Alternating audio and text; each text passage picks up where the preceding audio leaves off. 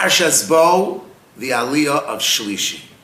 The Aliyah of Shlishi talks about the notion that Paro finally acquiesces to some of Moshe's request and allows him to take the Jewish people out of Mitzrayim, but falling short of completely indulging his demands in that Paro wants to retain control of all of the cattle and the flock and the possessions of the Jewish people.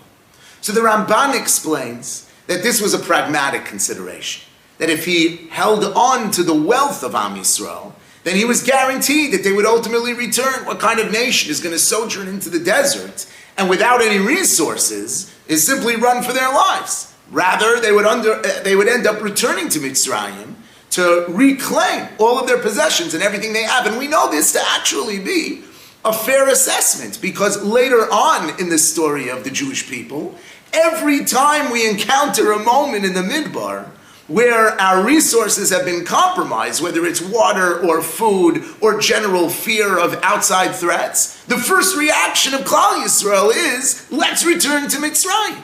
So Paro correctly assessed the mindset of the slave mentality of the Jewish people. However, so what was so fundamentally problematic about this? So why couldn't Moshe Rabbeinu simply give in to this? And the answer is that the real impasse between Paro's perspective and the approach of Yahadus is in understanding the role of material life in Avodas Hashem. To Mitzrayim, this was a total bifurcation.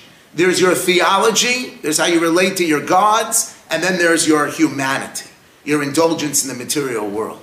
And so therefore, to them, you want to go worship God? So go worship God. Go into the forest, surround yourself with a spiritual environment, and create a sense of connection to the transcendent experience of encountering HaKadosh Baruch Hu. What do you need all these items for? What do you need all this livestock for?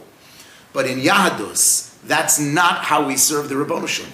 That's how angels serve the Ribono Shel Olam.